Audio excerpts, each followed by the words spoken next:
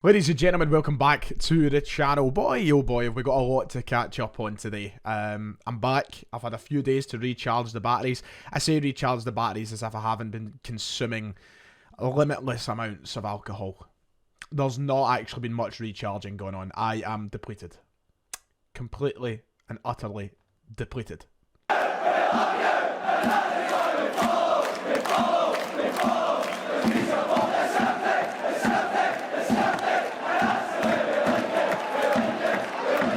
If you haven't already, make sure to hit like and subscribe. It would be much appreciated. Merry Christmas, everybody. I know it's now the 27th. We're past Christmas. But I hope you all had a fantastic Christmas period. I hope you had fun.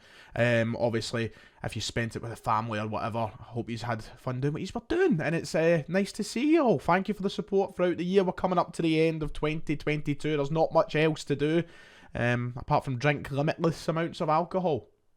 Yes. I don't encourage the drinking.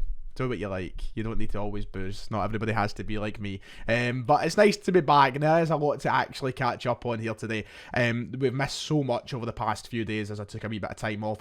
Of course, I didn't get the chance to review the game at the weekend against St Johnstone. There is talk of departures at Celtic. There is talk of signings at Celtic. And tomorrow night, we obviously have a very difficult game as we head to Easter Road, the final game before the derby. So, yeah, exciting times ahead. So let's try and talk about it all. Let's get this done and dusted because there is a few things we need to talk about. A busy one today.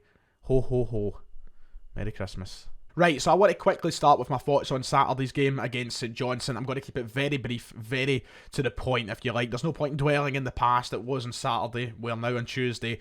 But it's the kind of performance, the kind of game which gives me a lot of reassurance heading into what is a tough couple of fixtures back to back here. Of course, Easter Road tomorrow night, Ibrox next week.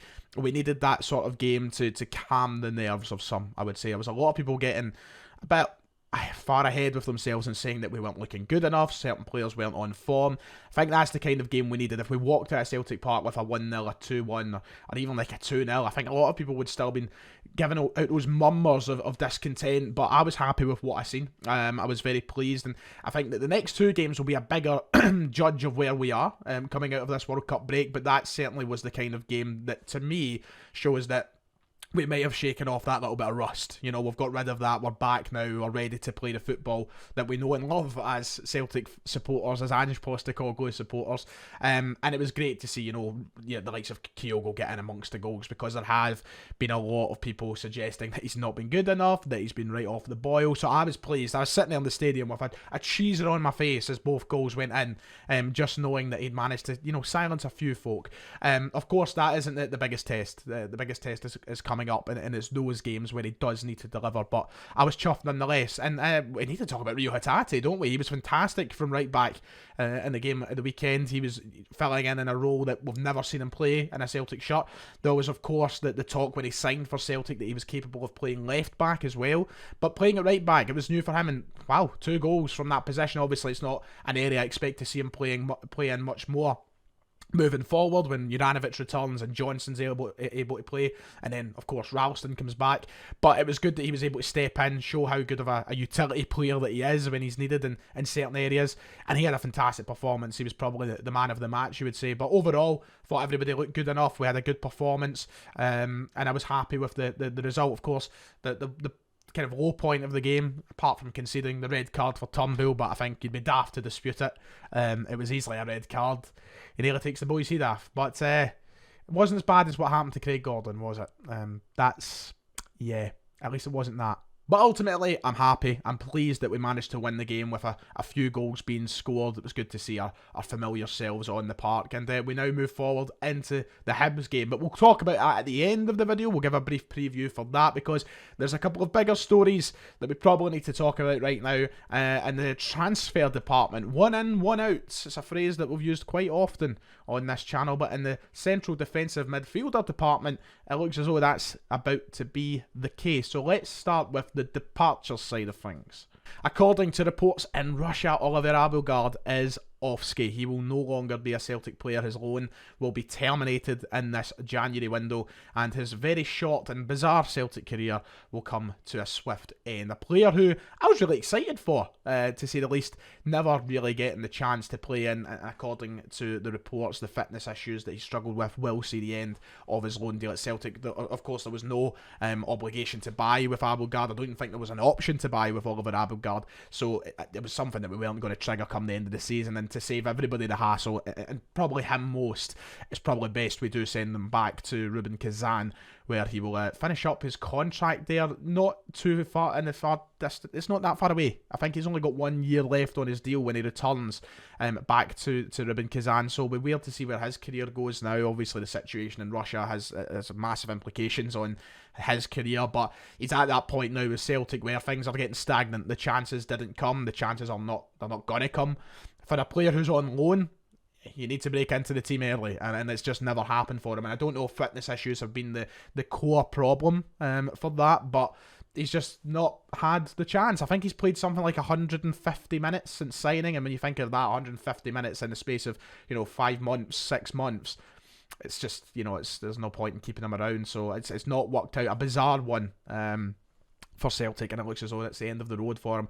If I was to give him a personal opinion very quickly, I'm not bothered that he's going. However, I'm slightly disappointed that it didn't work out, because I think he was a player that came in with a little bit of excitement around him. We heard good things, so I was looking forward to seeing him. But it's that position, and we're going to talk about the incoming in a moment, but it's that position of the park. It's hard to get into. That's Callum McGregor's position right now. That's CDM area, and McGregor's the captain. McGregor's the constant in this team. He's never going to be dropped. And yeah, you can move McGregor forward and you can give other people chances, but when you've got players like Hatate, O'Reilly, Turnbull, you've got a loaded position. It's just really difficult to get in there. So yeah, it was just never really going to work out for him in these next few months. It may as well end it for him, put him out his misery if you like. But I wish him the best. I hope he has a good career outside of Celtic. Still only 26 years old, so he's in those sort of prime years. But unlike Starfelt and Haksabanovic, who came in from Russia, and Rubin Kazan as well, it's just not worked out for him. So yeah, he's off. See you later. Maybe. It's not confirmed yet, but according to reports, it's looking pretty much done. And there was murmurs of this happening. We mentioned that in the podcast. So yeah, Abildgaard away. But with one player leaving, that means there is room in the locker room for one more. And Celtic are apparently on the very cusp of making their next signing and their third signing of the January transfer window, in the form of Tomoki Iwata from Yokohama F. Marinos in Japan. Yes, you're right. You guessed it. That's it. It's the team that Ange used to manage. He will be reunited with his former manager if the deal goes through. And according to reports earlier today and last night, it looks as though that's a matter of maybe hours at this point away, but probably a couple of days. The medical is about to begin, from understanding. Apparently a work permit has been arranged, and it looks as though Tomoki Iwata will be the next Celtic player, and obviously the next Celtic player from Japan. He joins the list of players that we already have here at the club. The newest signing as well of Yuki Kobayashi. Slipped my mind for a brief moment there, but he will join Yuki Kobayashi and coming in this winter transfer window. But it's another signing for Celtic, a loan deal that will become a permanent transfer in the summer window. So let me just make this clear for those who will keep asking the question, for it, because there will be some for the next 6 months who will continuously ask, are we signing him in the summer? Yes, we are. It's an obligation to buy. We are obligated to buy him. We'll sign him for around £800,000 apparently in the summer transfer window, but he will join on a loan deal between now and the end of the season. Just similar to what happened with Dyson Maeda last year. But one thing that blew my mind was the amount of people that didn't grasp that last year. The amount of times in the comments section or in live streams I get asked, is Maeda signing? Yes, he was signing, just like Iwata will sign at the end of the season as well. But another player coming over from Japan, 25 years of age, and interestingly enough, another central defensive midfielder. So, Abildgaard out, Iwata in. It seems like a straight swap pretty much, apart from the fact, of course, we're spending some money for Iwata rather than swapping the players themselves. So yeah, interesting. Let's talk about it very briefly here. I will talk about the player himself more in depth when he signs. We'll do a video kind of profiling the player like we usually do with the Celtic transfer talks. But it's interesting because what I've just said about Oliver Abildgaard, I So I think straight away, well, is that going to be the exact same with Iwata? You know, is that going to be the exact same situation? Is he going to come in? Ideguchi as well, for example. And this is why I'm a little bit... I have belief in every signing Ange makes. Don't get me wrong. I'm not saying I'm not thinking he's going to be a good player. Apparently, from reading up and from the reports that he's getting, he's a cracking player as well. So I'm not saying he's not. But what I am saying is the same situation going to happen as it did with Ideguchi, as it did with Abildgaard? Are we going to see a player who struggles to get in and get minutes? That's my concern here around this transfer. Only 25, so we're in no rush to get him in the team, obviously. He has got a good few years until he kind of, you know, probably starts to fade a little. But I don't know. I'm just thinking to myself, is it just going to be repeating the same problem? Do we need a central defensive midfielder?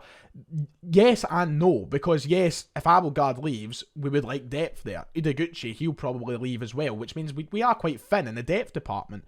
But how often are we going to see him play? So it's a yes and no sort of answer for me, but I'm still excited. Don't get me wrong. I think he will be a good player. I'm looking forward to seeing him. I just think it brings a little dialogue into it as to whether or not he's needed as maybe other areas.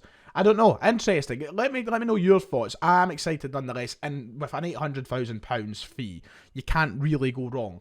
So I'm hoping that he comes in and he's good enough to get minutes in this team and play regularly in this team. Once again, I'll say what I said with the other guys. It's a player that allows McGregor to move forward again. You know, if we want to play McGregor slightly further up in that midfield, this is someone who will allow him to do that. Whether or not that will happen, we'll need to wait and see, because McGregor plays that role so well. So there's your transfer update. There you go, 1 in, 1 out, as I said. And to end off the video very briefly, we may as well talk about Hibs tomorrow night. I was thinking about actually doing this as a video and then doing a preview later on tonight as a live stream, but I've decided what's the point now? We may as well just get it all done and out the way for as much as there is to say in the preview. Hibs, of course, have been stinking. To be quite honest, they haven't been great at all, but they have came back from the break and they managed to get a big result against Livingston the other day. A 4-0 win, which is probably the kind of game that they need a result like that. Lee Johnson needed a result like that. You know, they have to kickstart this second half of the season with a bit of a bang. To be quite honest, they need to start getting results, which, you know, I'm sitting thinking to myself, well, is this the time Celtic want to be playing them? Probably not, but they have been poor, and Celtic should be beating them. That's simply it. Celtic should be winning every domestic game there is going. And of course, there's a major importance on this one. We have to stress the importance of winning heading into this derby game. We have the chance to obviously try and maintain a 9-point lead heading to Ibrox. And we want to keep that gap as big as possible. Because, you know, if you suddenly drop points against Hibs, then you drop points against Rangers, the gap starts thinning. And you don't want that to happen. I want us, by the end of the derby next week, to be 12 points clear if possible. It's a big ask, but it's certainly possible. And if Celtic go out to Easter Road tomorrow night and they do what they can do and play against what has been a poor Hibs side, I believe we can do that. Now, obviously, with Hibs, the situation is this. Martin Boyle out, but Kevin Nisbet is back. And Kevin Nisbet is back and scoring goals. So, you know, there's a bit of a, you know, win-loss for us there, because Boyle's out, who's obviously their best player, but Nisbet is back, who arguably might be their best player. So they have got the capability to hurt us, and they can score goals. They have showed glimpses of it this season that they can be good under Lee Johnson. Just, you look at their form pre-break, it was awful, and I wouldn't be stunned if Johnson gets sacked before the end of the season. But could they start pull it back? I don't know. On screen is my team selection, or prediction, I should say. This is what I think the manager will go with tomorrow. Once again, just like every single game, it is up in the air who plays, really. I think judging off the weekend, you could expect to see Hatate and Kyogo as maybe dead certs after scoring, you know, a brace each. Obviously, Turnbull's suspended, so he won't be involved. But aside from that, I don't see any... Do you know what I want to look up very quickly? I'm going to quickly Google, is there anybody on risk of a suspension? Will there be anybody who could be 1 yellow card away from missing the derby? I actually want to know this now that I've thought about it in my head. Wow, okay, interestingly enough, Cameron Carter-Vickers and Moritz Jens are both a yellow card away from suspension. Will the manager risk putting Carter-Vickers on the pitch? Now, obviously, Carter-Vickers is he's got a kind of, I know he got booked at the weekend, didn't he? But he's got quite a calm temper around him. He's not got, like, that's an oxymoron, a calm temper. He's got quite a calm presence. He doesn't really lose his temper. He's quite tidy in what he does. But will the manager play the risk of putting Carter-Vickers in the park and then picks up a yellow card and misses the derby? I wonder. Because Jens, of course, is another one who's at risk, but I think the manager would obviously rather lose Jens than Carter-Vickers. So you can tell Vickers to go out and not get booked, but you know what the referees are like. So I wonder what will happen. Interesting. I think he might leave Vickers on the bench. I really do. But then we know Ange, he doesn't like not playing his bests. That's an interesting one. What do you think will happen? Anyway, my team has been on the screen, so there you go. And I'm going to predict a 2-0 Celtic win. So there you have it. And that does it. That's me. Cheerio. I'm joking. That is it though. That's us came to the end. I hope you've enjoyed. So we'll be back on the channel tomorrow night with the match reaction. Should be a podcast out pre-derby as well. So I don't know what day it will drop, but there will be one out, and then it's obviously derby build up until the second. But we will be here before New Year, and we'll hopefully be here after New Year as well. So there you go. That's us. Cheerio. Like and subscribe. See you next time.